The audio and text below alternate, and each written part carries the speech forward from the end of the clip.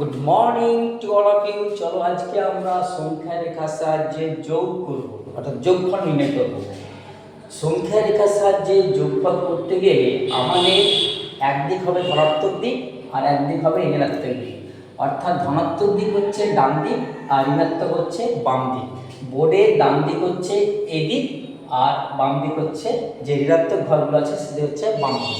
চলো তাহলে আমাদের প্রথমে অঙ্কের সমস্যার কি বলা আছে, প্লাস 2। তাহলে আমরা এখান থেকে শুরু করব, প্লাস 2 ঘর যাবো, তাহলে এখান থেকে 2 ঘর গেলাম, ঠিক আছে, প্লাস 2 ঘর গেলাম। আবার বলছে প্লাস 4 ঘর, মানে আবার এখান থেকে শুরু করবো 4 ঘর, 1 ঘর 2 3 4, মানে 6 পর্যন্ত যাবো। এখান থেকে শুরু করলাম, অ্যারো চিহ্ন দিয়ে শুরু করলাম 6। তাহলে এখানে প্লাস কত গেলাম, 4 ঘর। তাহলে আমরা 2 ঘর গেলাম আর 4 ঘর, মোট কত ঘর হলো 6 ঘর। আমরা যে 0 থেকে শুরু করে 6 ঘর যাবো, এটা হচ্ছে কি প্লাস 6 পেলাম। তাহলে আমরা যোগ করে কি পেলাম, 2 আর 4 6 পেলাম, ঠিক আছে। এবার চলো মাইনাস 4 পেলাম, তাহলে মাইনাস 4 ঘর যাবো। আমরা এখান থেকে শুরু করি, এখান থেকে শুরু হচ্ছে -4 চলে গেলাম। এবার দেখো -4 পেলাম, মানে আমরা ঋণাত্মকের দিকে গেলাম।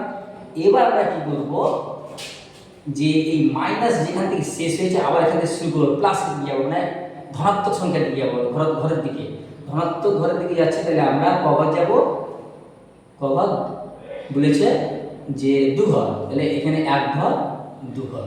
তাহলে এইটা প্রথমে গেছি -4 ঘর আর এখানে +2 ঘর। তাহলে আমরা কি পাচ্ছি, এই 0 থেকে পাচ্ছি, এই 0 থেকে পাচ্ছি কি -2। তাহলে এটা হচ্ছে -2। তাহলে আমরা যোগ করে কি পেলাম, -2 পেলাম আর এদিকে 6 পেয়েছি। প্রত্যেকে বুঝতে পেরেছো? Thank you for watching this video, like this video.